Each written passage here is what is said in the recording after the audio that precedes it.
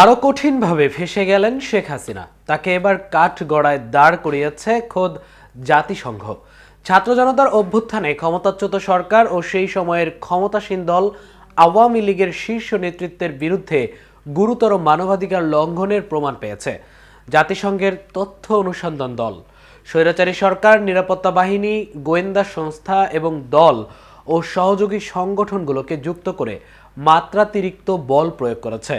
বিচার বহির্ভূত হত্যা, নির্বিচার মরণাস্ত্র দিয়ে গুলি, গ্রেফতার, নির্যাতন, চিকিৎসা পেতে বাধা দেওয়ার মতো গুরুতর মানবাধিকার লঙ্ঘন করেছে সরকার। মূলত ক্ষমতায় টিকে থাকতে আন্দোলনকারীদের উপর মাত্রাতিরিক্ত বল প্রয়োগে সরাসরি নির্দেশ দিয়েছিল তৎকালীন প্রধানমন্ত্রী শেখ হাসিনা ও সাবেক স্বরাষ্ট্রমন্ত্রী আসাদুজ্জামান খান কামাল। বিস্তারিত থাকছে প্রতিবেদনের বাকি অংশে।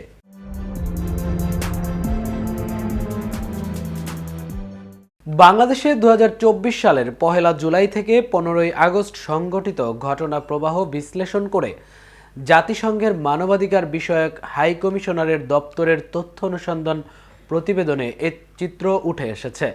114 পৃষ্ঠার এ প্রতিবেদনে ওই সময়ের নৃশংসতা ও মানবতা বিরোধী অপরাধের জন্য বিগত সরকার ও শাসক দল আওয়ামী লীগকে সরাসরি দায়ী করা হয়েছে। OHCHR এর তথ্য অনুসন্ধান প্রতিবেদনটি বুধবার জেনেভা থেকে আনুষ্ঠানিকভাবে প্রকাশ করা হয়েছে। গত মাসের শেষ সপ্তাহে জাতিসংঘের মানবাধিকার কমিশন বাংলাদেশ সরকারের কাছে প্রতিবেদনের খসড়া দিয়েছিল। কোনো মতামত থাকলে তাতে যুক্ত করার জন্য সময়সীমা দেয় OHCHR। জাতিসংঘের তথ্য অনুসন্ধানী দল প্রতিবেদনটি তৈরির জন্য ঢাকা ছাড়াও চট্টগ্রাম, রংপুর, রাজশাহী, খুলনা, বগুড়া, সিলেট ও গাজীপুর এই 8 শহরে অনুসন্ধান চালায়।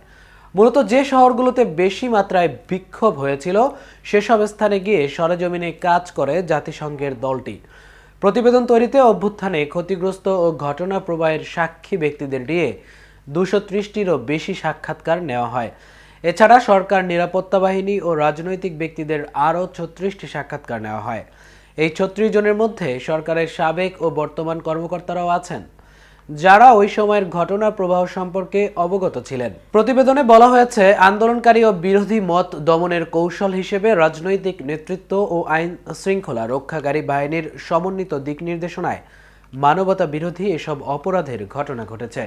আন্দোলনের সময় প্রতিরক্ষা গোয়েন্দা পরিদপ্তর, জাতীয় নিরাপত্তা গোয়েন্দা সংস্থা, ন্যাশনাল টেলিকমিউনিকেশন মনিটরিং সেল, পুলিশের গোয়েন্দা বিভাগ, পুলিশের বিশেষ শাখা, counter terrorism and transnational crime ইউনিটের মতো সংস্থাগুলো আন্দোলনকারীদের সহিংসভাবে দমনের মাধ্যমে সরাসরি মানবাধিকার লঙ্ঘন করেছে।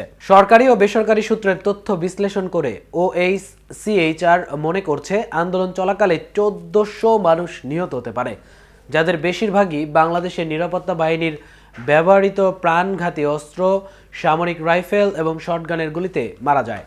হাজার হাজার আহত ব্যক্তি তাদের জীবন বদলে দেওয়ার মতো গুরুতর আঘাতের শিকার হয়েছেন। পুলিশ ও র্যাব তথ্য দিয়েছে, তারা 11,700-রও বেশি মানুষকে গ্রেফতার করেছে। এতক্ষণ সাথে ছিলাম আমি মামুন। কেটিভি নিউজের সাথে থাকার জন্য ধন্যবাদ।